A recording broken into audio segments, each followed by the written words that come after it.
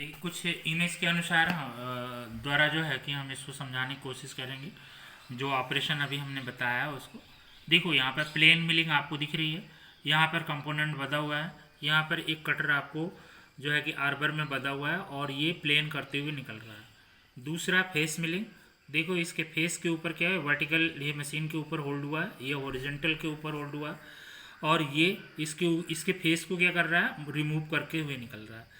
इसके बाद आप साइड मिलिंग देखिए, कंपोनेंट यहाँ बंधा हुआ है, ये आर्बर में आपका जो है कि कटर बंधा हुआ है, ये इसके साइड को रिमूव करके निकल रहा है। गैंग स्ट्रैगल मिलिंग आप देखिए, कंपोनेंट बंधा है, दोनों तरफ कटर लगे हुए हैं आर्बर पर और इस तरह से ये मूव कर रहा है। गैंग मिलिंग में आप देखो यहाँ पर भी कटर लगा हुआ है, यहाँ पर मतलब कहीं स्लॉट कट रहा है तो कहीं साइड कट रही है तो कहीं फेस हो रहा है, तो मतलब एक साथ कई ऑपरेशन आपको दिख रहे हैं। इसके बाद आपने देखा यहाँ पर एंगुलर कटर लगाया है, ठीक है, एंगुलर कटर लगा करके हम वी ब्लॉक बना रहे हैं, ठीक है। इसके बाद एंड मिल कटर आप देख रहे हैं, यहाँ पर पतला जो है किसी ग्रूव के अंदर, मतलब जैसे अभी समझाने की कोशिश मैंने की थी, यहाँ पर जैसे ये कंपोनेंट है, ये कंपोनेंट है, इसके अंदर इस तरह से अगर कोई ग्रूव बनाना है, कोई स्लॉट बनाना है, तब वहाँ पर हम क्या करते हैं, एंड मिल कटर से इसको हम बना लेते हैं। इसके बाद आपने देखा स्लिटिंग सा मिलिंग, यहाँ पर पॉटिंग ऑफ हो रही है या किसी ऐसे पतले जॉब के ऊपर कोई स्प्लाइन काट रहा है, ये स्लिटिंग सा से हो जाता है, ठीक है। आपने गियर कटिंग, इसके बाद आपने हेलिकल मिलिंग, देखो आप यहाँ पे हेलिकल मिलिंग भी यहाँ पे हो रही है और एक ड्रिल है जिसके ऊपर ये सारे ऑपरेशन जनरेट हो रहे हैं, ठीक है। तो हमने बाई जो है कि इमेज दिखाया आपको। इसके बाद हम कटिंग स्पीड की बात कर रहे थे। Cutting speed depth and depth of cut है। देखो कटिंग स्पीड का जो डेफिनेशन हमारा है, मिलिंग कटर के द्वारा प्रति मिनट में काटी हुई धातु को यदि मीटर या फुट में मापा जाए तो वह उसकी कटिंग स्पीड कहलाएगी, ठीक है।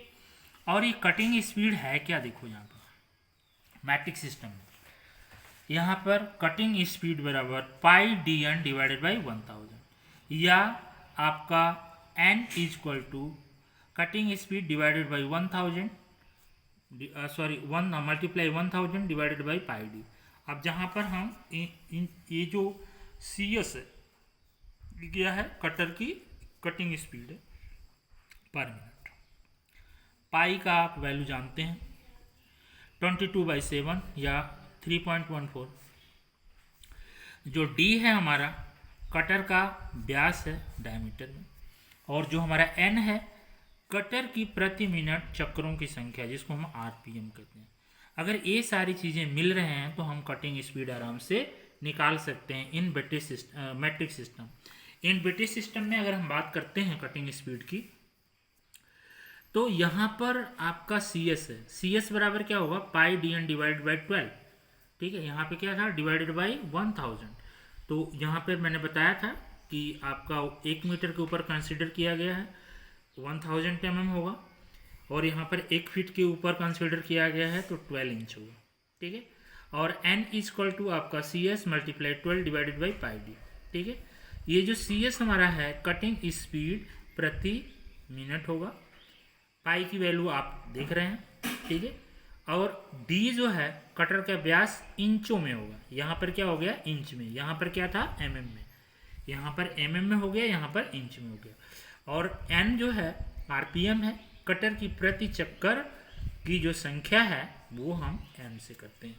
तो हम समझते हैं कि ये फार्मूला अगर हम लगा लें तो हम उसका कटिंग स्पीड निकाल सकते हैं। इसके बाद हमारी जो स्पीड, सिर्फ स्पीड क्या होती है, यह मिलिंग मशीन की स्पेंडल की स्पीड है जिसकी इकाई चक्कर प्रति मिनट होती है, आरपीएम जो। अब हमारा फीड क्या होता है, किसी इकाई समय में कटर की चाल के साथ कार्य जितना आगे बढ़ता है वह क्या कहलाता है, फीड कहलाता है। सिंपल सी बात है कि मतलब एकांक समय, जिसको इकाई यूनिट बोलते हैं, इकाई यूनिट की जो साथ में कार्य जितना आगे होगा वही उसका फीड कहलाएगा। और ये जो फीड होता है ये किन किन बातों के ऊपर निर्भर करता है, मेटल ऑफ कटर, ठीक है, कटर किस मेटल का है, फिनिश ऑफ वर्क, किस तरह का वर्क फिनिश करना है, डायमीटर ऑफ कटर, कटर का डायमीटर कितना है, depth of cut, cut off depth, कितने कट ऑफ दिए हैं, नंबर ऑफ टीथ, जो आप कटर यूज कर रहे हैं उसमें कितने नंबर्स हैं। इसके बाद मेटल ऑफ वर्क, जिस मेटल के ऊपर काम कर रहे हैं, वो जिस कंपोनेंट के ऊपर काम कर रहे हैं वो किस मेटल का है। इसके बाद कैपेसिटी, मशीन की कैपेसिटी क्या है। ये सारी चीज़ों के ऊपर ही हम फीड निर्भर करते हैं। तो इन सारी बातों को हमें कंसिडर करना जरूरी होता है।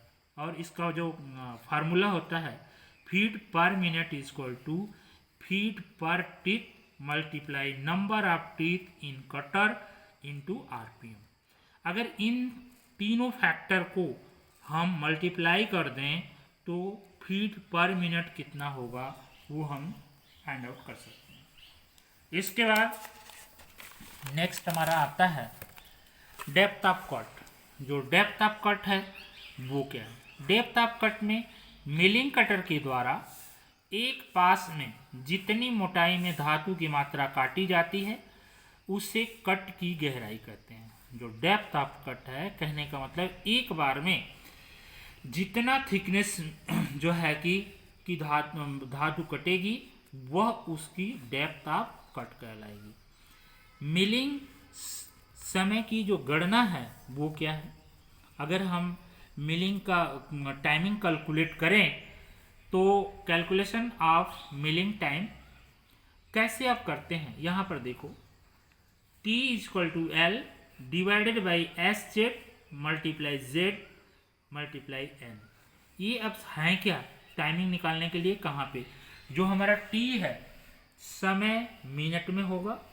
इसके बाद जो हमारा L है संपूर्ण कट के लिए टेबल की ट्रेवल mm में होगी। कहने का मतलब है ये जो ट्रेवल हमारा है ये एक कट में, जैसे यहाँ से जैसे नंबर ऑफ टाइम हम पूछते थे ना लेंथ, तो ये एक जो है कि कट में कितना मूव करेगा, कितनी लेंथ में जाएगा, ये L होगा। जो SZ है वो फीट प्रति दांत mm है, ठीक है। जो Z है नंबर ऑफ कटर जो है, ये कटर पर दांतों की संख्या होगी, कटर के ऊपर कितने दांत हैं। जो N है आपका कटर की प्रति मिनट चाल, जिसको RPM बोलते हैं।